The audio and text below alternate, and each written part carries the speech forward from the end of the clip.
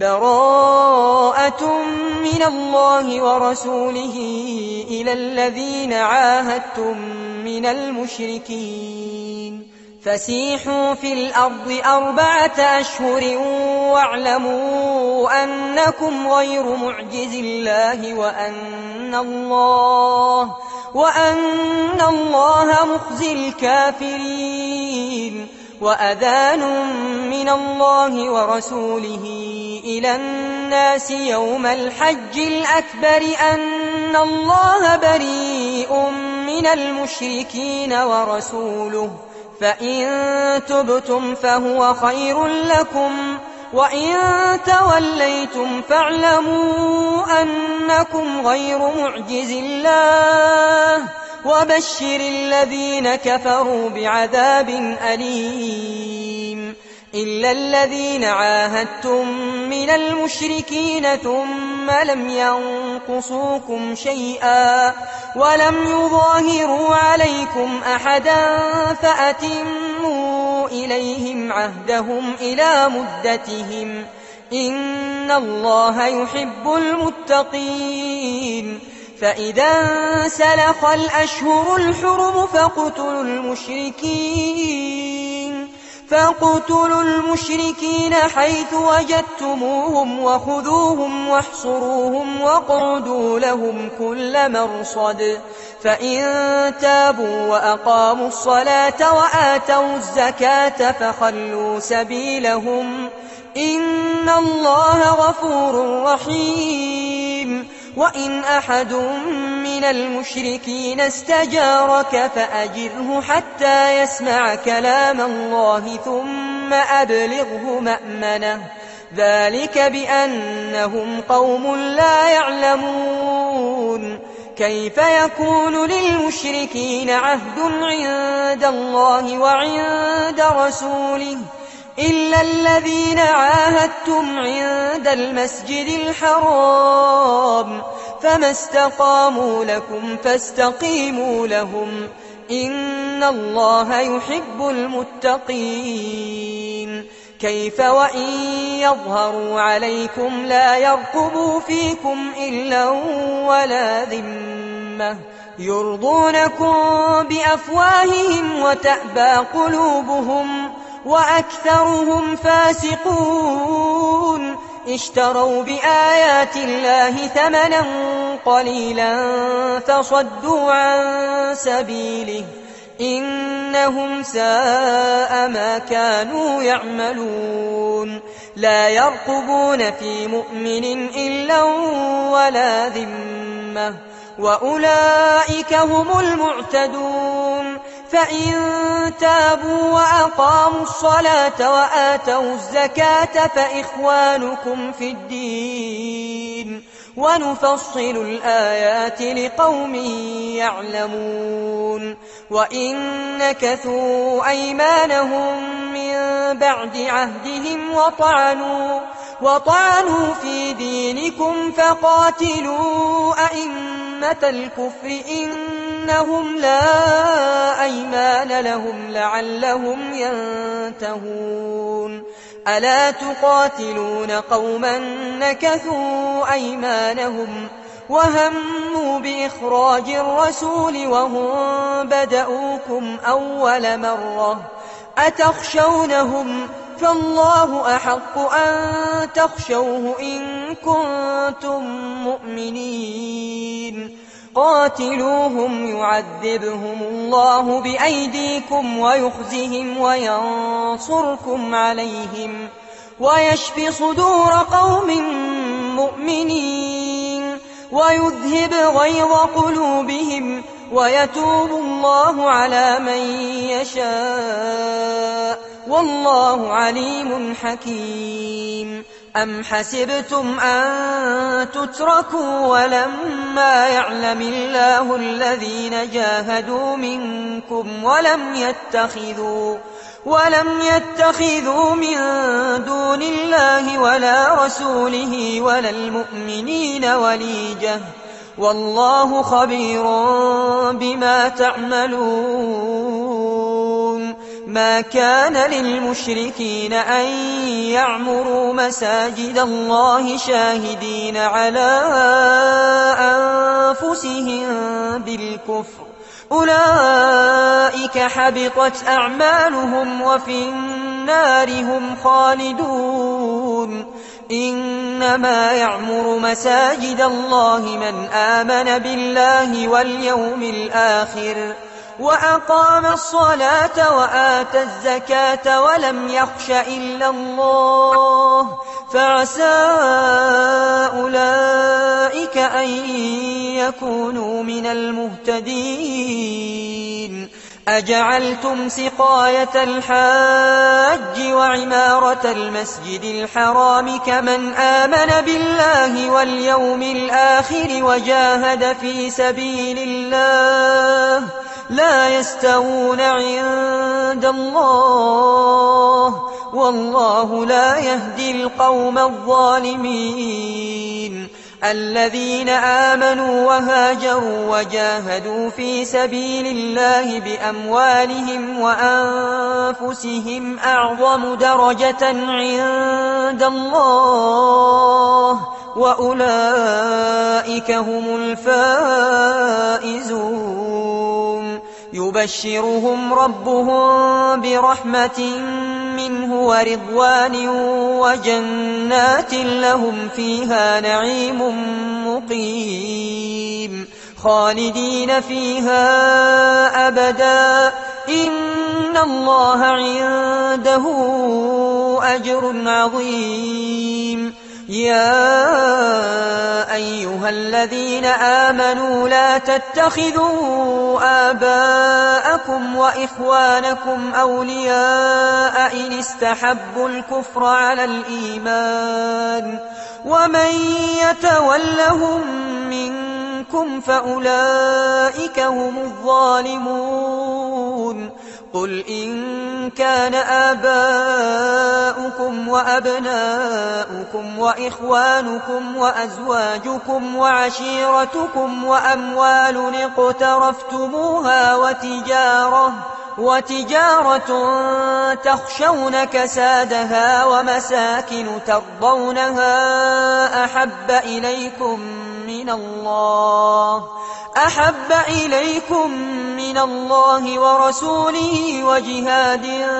في سبيله فتربصوا حتى يأتي الله بأمره، والله لا يهدي القوم الفاسقين. لقد نصركم الله في مواطن كثيرة ويوم حنين إذ أعجبتكم كثرتكم فلم تغن عنكم شيئا وضاقت عليكم الأرض بما رحبت ثم وليتم مدبرين. ثم أنزل الله سكينته على رسوله وعلى المؤمنين وأنزل جنودا لم تروها وعذب الذين كفروا، وذلك جزاء الكافرين. ثم يتوب الله من بعد ذلك على من يشاء، والله غفور رحيم. يا أيها الذين آمنوا إنما المشركون نجس فلا يقربوا المسجد الحرام بعد عامهم هذا، وإن خفتم عيلة فسوف يغنيكم الله من فضله إن شاء، إن الله عليم حكيم. قاتلوا الذين لا يؤمنون بالله ولا باليوم الآخر ولا يحرمون ما حرم الله ورسوله ولا يدينون دين الحق من الذين أوتوا الكتاب حتى يعطوا الجزية عن يد وهم صاغرون. وقالت اليهود عزير ابن الله وقالت النصارى المسيح ابن الله، ذلك قولهم بأفواههم يضاهئون قول الذين كفروا من قبل قاتلهم الله أنى يؤفكون اتخذوا أحبارهم ورهبانهم أربابا من دون الله والمسيح ابن مريم وما أمروا إلا ليعبدوا إلها واحدا لا إله إلا هو سبحانه عما يشركون يريدون أن يطفئوا نور الله بأفواههم ويأبى الله إلا أن يتم نوره ولو كره الكافرون هو الذي أرسل رسوله بالهدى ودين الحق ليظهره على الدين كله ولو كره المشركون يا أيها الذين آمنوا إن كثيرا من الأحبار والرهبان ليأكلون أموال الناس بالباطل ويصدون عن سبيل الله والذين يكنزون الذهب والفضة ولا ينفقونها في سبيل الله فبشرهم بعذاب أليم يوم يحمى عليها في نار جهنم فتكوى بها جباههم وجنوبهم وظهورهم هذا ما كنزتم لأنفسكم فذوقوا ما كنتم تكنزون إن عدة الشهور عند الله 12 شهرا في كتاب الله يوم خلق السماوات والأرض منها 4 حرم ذلك الدين القيم فلا تظلموا فيهن أنفسكم وقاتلوا المشركين كافة كما يقاتلونكم كافة واعلموا أن الله مع المتقين إنما النسيء زيادة في الكفر يضل به الذين كفروا يحلونه عاما ويحرمونه عاما ليواطئوا عدة ما حرم الله فيحلوا ما حرم الله زين لهم سوء أعمالهم والله لا يهدي القوم الكافرين يا أيها الذين آمنوا ما لكم إذا قيل لكم انفروا في سبيل الله اثاقلتم إلى الأرض أرضيتم بالحياة الدنيا من الآخرة فما متاع الحياة الدنيا في الآخرة إلا قليل إلا تنفروا يعذبكم عذابا أليما ويستبدل قوما غيركم ولا تضروه شيئا والله على كل شيء قدير إلا تنصروه فقد نصره الله إذ أخرجه الذين كفروا ثاني اثنين إذ هما في الغار إذ يقول لصاحبه لا تحزن إن الله معنا فأنزل الله سكينته عليه وأيده بجنود لم تروها وجعل كلمة الذين كفروا السفلى وكلمة الله هي العليا والله عزيز حكيم انفروا خفافا وثقالا وجاهدوا بأموالكم وأنفسكم في سبيل الله ذلكم خير لكم إن كنتم تعلمون لو كان عرضا قريبا وسفرا قاصدا لاتبعوك ولكن بعدت عليهم الشقة وسيحلفون بالله لو استطعنا لخرجنا معكم يهلكون أنفسهم والله يعلم إنهم لكاذبون عفى الله عنك لم أذنت لهم حتى يتبين لك الذين صدقوا وتعلم الكاذبين لا يستأذنك الذين يؤمنون بالله واليوم الآخر أن يجاهدوا بأموالهم وأنفسهم والله عليم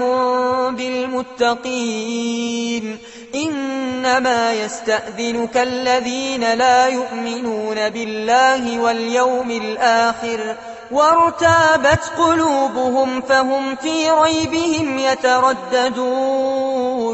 ولو أرادوا الخروج لأعدوا له عدة ولكن كره الله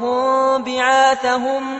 فثبطهم وقيل اقعدوا مع القاعدين لو خرجوا فيكم ما زادوكم إلا خبالا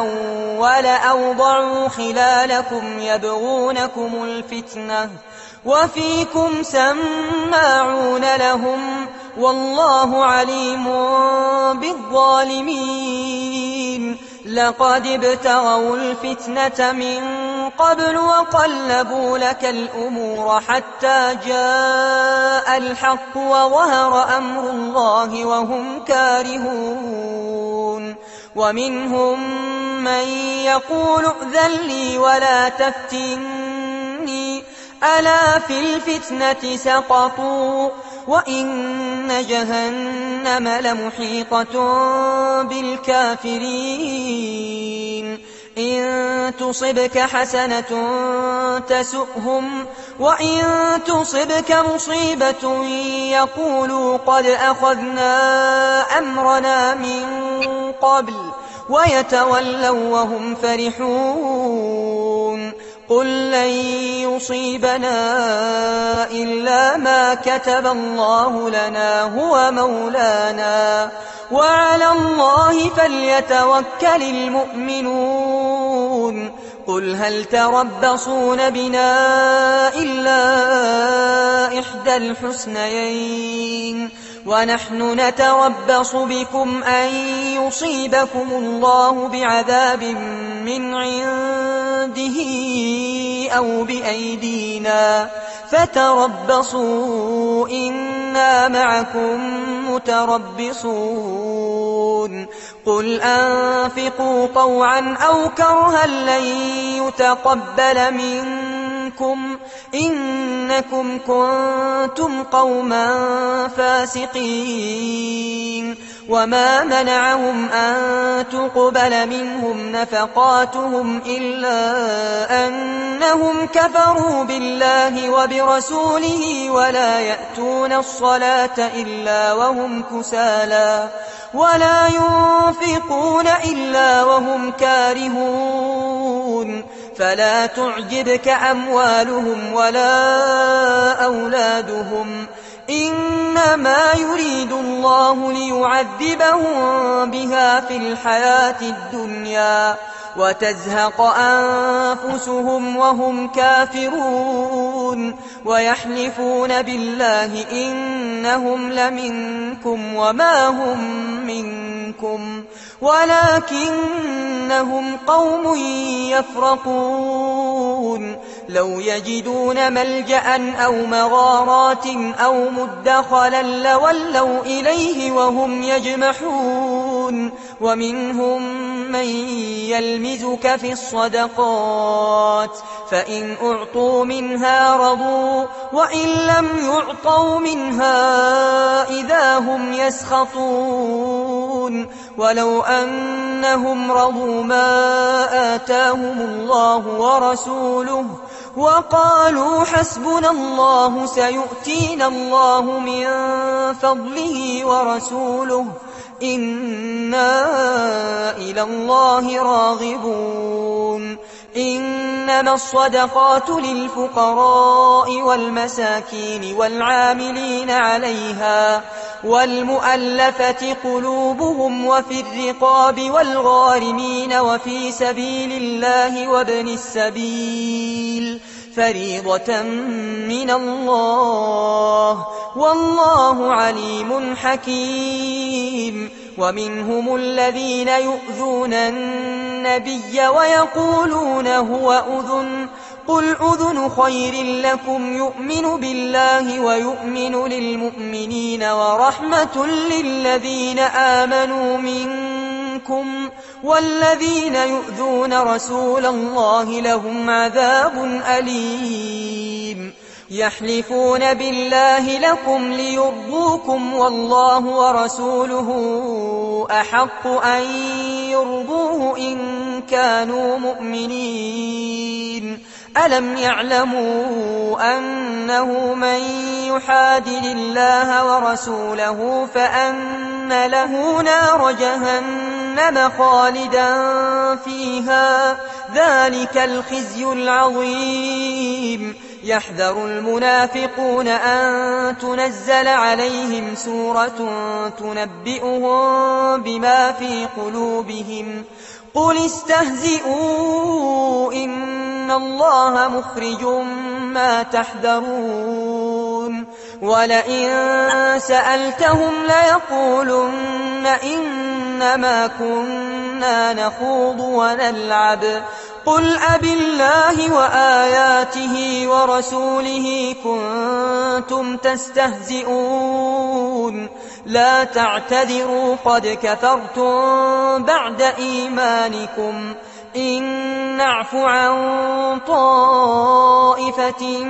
منكم نعذب طائفة بأنهم كانوا مجرمين المنافقون والمنافقات بعضهم من بعض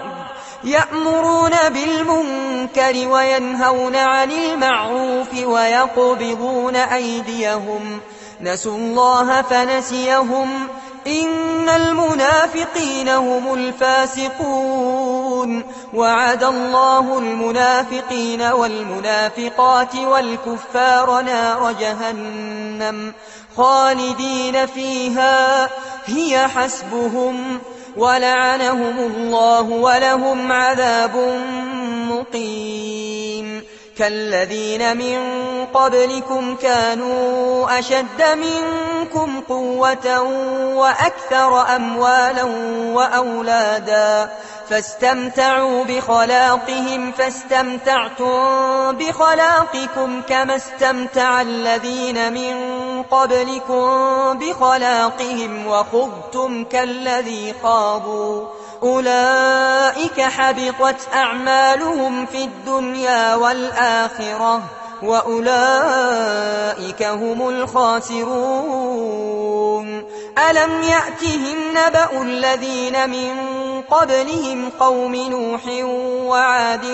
وثمود وقوم إبراهيم وأصحاب مدين والمؤتفكات أتتهم رسلهم بالبينات فما كان الله ليظلمهم ولكن كانوا أنفسهم يظلمون والمؤمنون والمؤمنات بعضهم أولياء بعض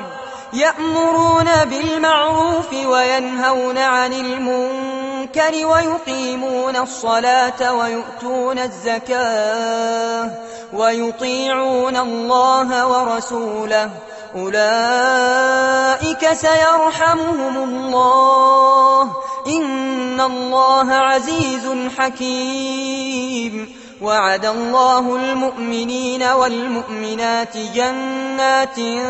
تجري من تحتها الأنهار خالدين فيها ومساكن طيبة في جنات عدن ورضوان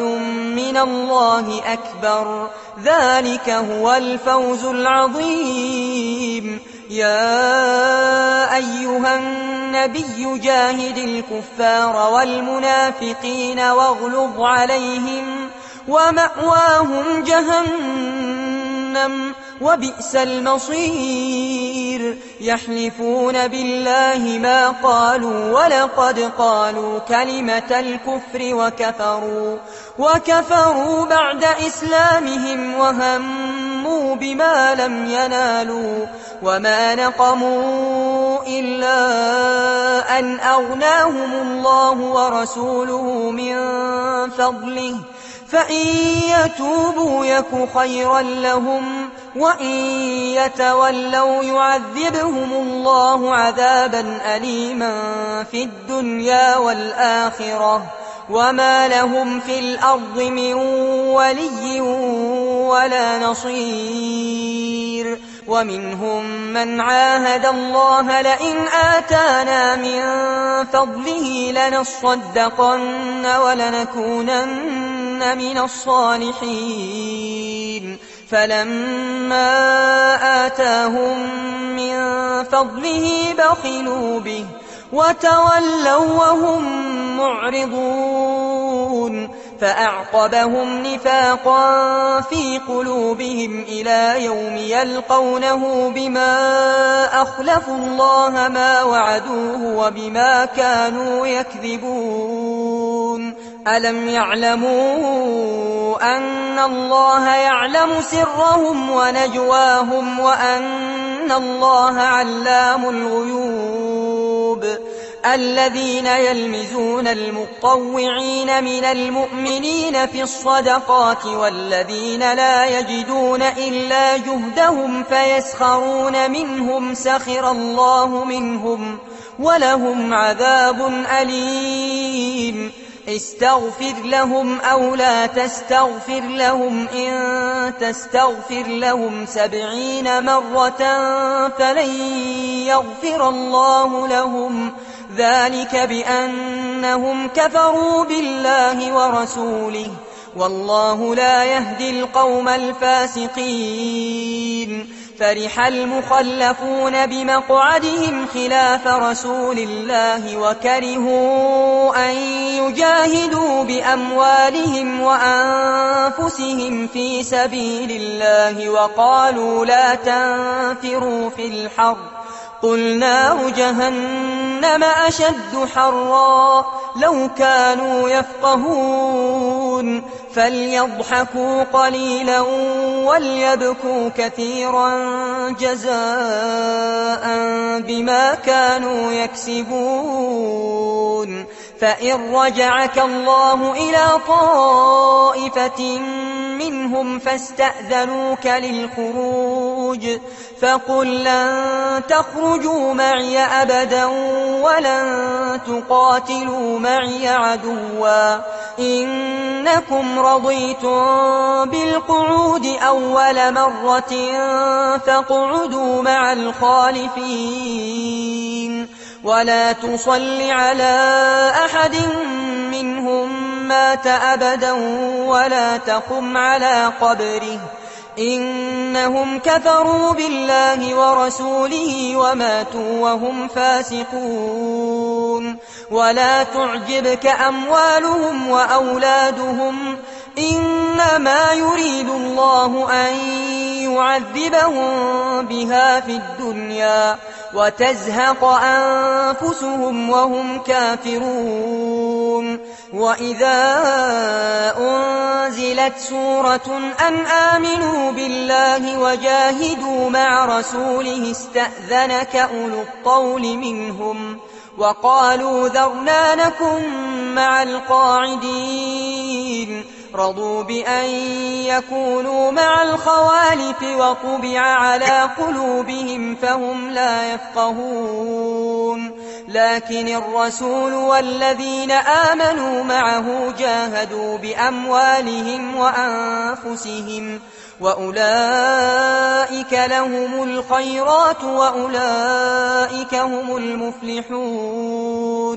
أعد الله لهم جنات تجري من تحتها الأنهار خالدين فيها، ذلك الفوز العظيم. وجاء المعذرون من الأعراب ليؤذن لهم، وقعد الذين كذبوا الله ورسوله، سيصيب الذين كفروا منهم عذاب أليم. ليس على الضعفاء ولا على المرضى ولا على الذين لا يجدون ما ينفقون حرج إذا نصحوا لله ورسوله، ما على المحسنين من سبيل، والله غفور رحيم. ولا على الذين إذا ما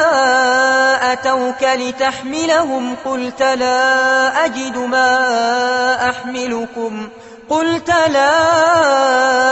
أجد ما أحملكم عليه تولوا وأعينهم تفيض من الدمع حزنا ألا يجدوا ما ينفقون. إنما السبيل على الذين يستأذنونك وهم أغنياء رضوا بأن يكونوا مع الخوالف وطبع الله على قلوبهم فهم لا يعلمون. يعتذرون إليكم إذا رجعتم إليهم قل لا تعتذروا لن نؤمن لكم قد نبأنا الله من أخباركم وسيرى الله عملكم ورسوله ثم تردون إلى عالم الغيب والشهادة فينبئكم بما كنتم تعملون. سيحلفون بالله لكم إذا انقلبتم إليهم لتعرضوا عنهم فأعرضوا عنهم إنهم رجس ومأواهم جهنم جزاء بما كانوا يكسبون. يحلفون لكم لترضوا عنهم فإن ترضوا عنهم فإن الله لا يرضى عن القوم الفاسقين. الأعراب أشد كفرا ونفاقا وأجدر ألا يعلموا حدود ما أنزل الله على رسوله والله عليم حكيم. ومن الأعراب من يتخذ ما ينفق مغرما ويتربص بكم الدوائر عليهم دائرة السوء والله سميع عليم. ومن الأعراب من يؤمن بالله واليوم الآخر ويتخذ ما ينفق قربات عند الله وصلوات الرسول ألا إنها قربة لهم سيدخلهم الله في رحمته إن الله غفور رحيم. والسابقون الأولون من المهاجرين والأنصار والذين اتبعوهم بإحسان رضي الله عنهم ورضوا عنه وأعد لهم جنات تجري تحتها الأنهار خالدين فيها أبدا ذلك الفوز العظيم. وممن حولكم من الأعراب منافقون ومن أهل المدينة مردوا على النفاق لا تعلمهم نحن نعلمهم سنعذبهم مرتين ثم يردون إلى عذاب عظيم. وآخرون اعترفوا بذنوبهم خلطوا عملا صالحا وآخر سيئا عسى الله أن يتوب عليهم إن الله غفور رحيم. خذ من أموالهم صدقة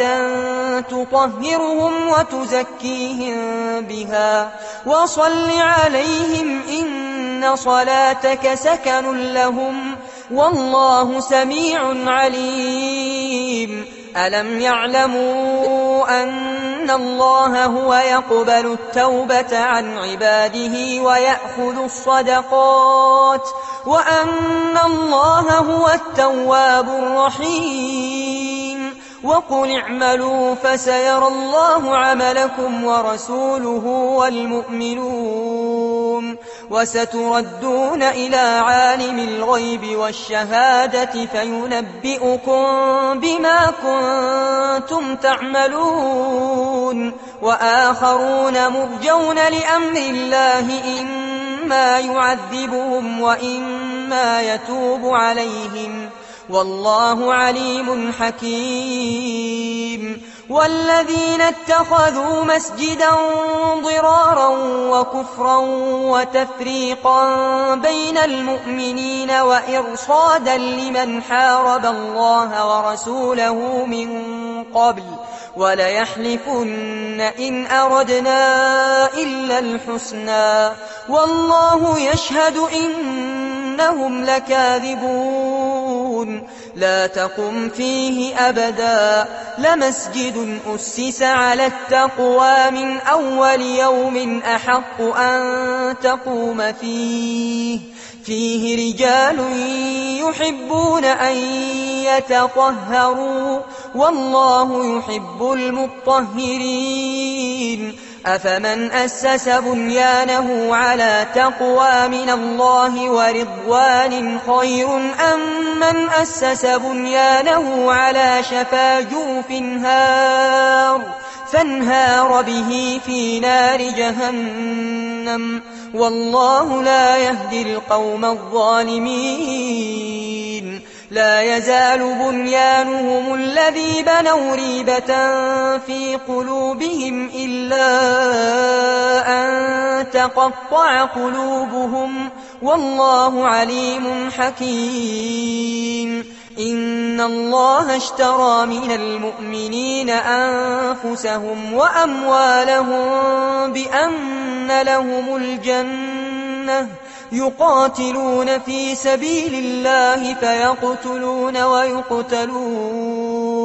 وعدا عليه حقا في التوراة والإنجيل والقرآن ومن أوفى بعهده من الله فاستبشروا ببيعكم الذي بايعتم به وذلك هو الفوز العظيم التائبون العابدون الحامدون السائحون الراكعون الساجدون الآمرون بالمعروف والناهون عن المنكر والحافظون لحدود الله وبشر المؤمنين ما كان للنبي والذين آمنوا أن يستغفروا للمشركين ولو كانوا أولي قربى من بعد ما تبين لهم أنهم أصحاب الجحيم وما كان استغفار إبراهيم لأبيه إلا عن موعدة وعدها إياه فلما تبين له أنه عدو لله تبرأ منه إن إبراهيم لأواه حليم وما كان الله ليضل قوما بعد إذ هداهم حتى يبين لهم ما يتقون إن الله بكل شيء عليم إن الله له ملك السماوات والأرض يحيي ويميت وما لكم من دون الله من ولي ولا نصير لقد تاب الله على النبي والمهاجرين والأنصار الذين اتبعوه في ساعة العسرة من بعد ما كاد يزيغ قلوب فريق منهم ثم تاب عليهم إنه بهم رءوف رحيم. وعلى الثلاثة الذين خلفوا حتى إذا ضاقت عليهم الأرض بما رحبت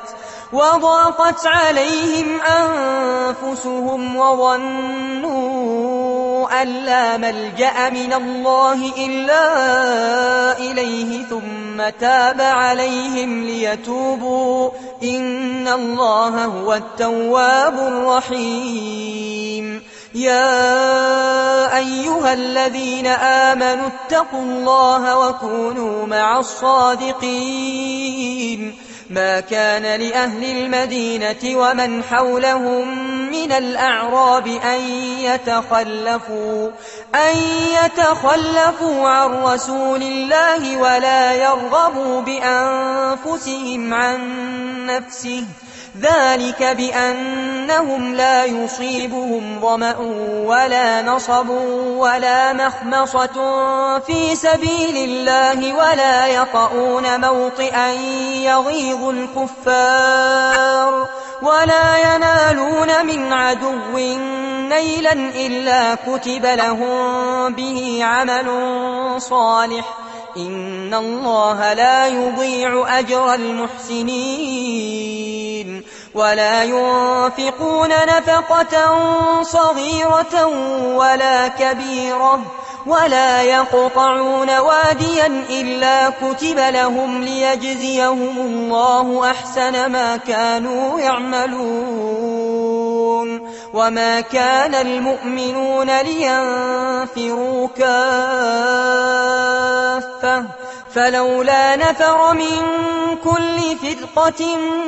منهم طائفة ليتفقهوا في الدين ولينذروا قومهم إذا رجعوا إليهم لعلهم يحذرون. يا أيها الذين آمنوا قاتلوا الذين يلونكم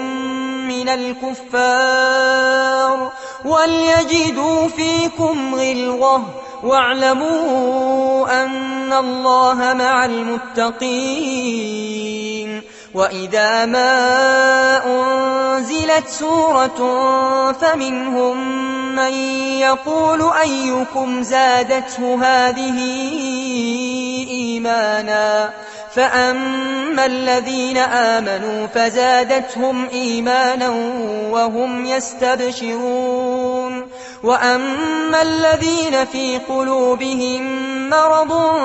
فزادتهم رجسا إلى رجسهم وماتوا وهم كافرون.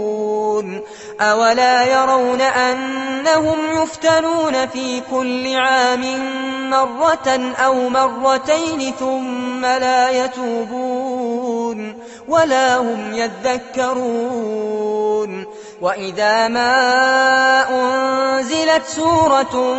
نظر بعضهم إلى بعض هل يراكم من أحد ثم انصرفوا صرف الله قلوبهم بأنهم قوم لا يفقهون. لقد جاءكم رسول من أنفسكم عزيز عليه ما عنتم حريص عليكم بالمؤمنين رءوف رحيم. فإن تولوا فقل حسبي الله لا إله إلا هو عليه توكلت وهو رب العرش العظيم.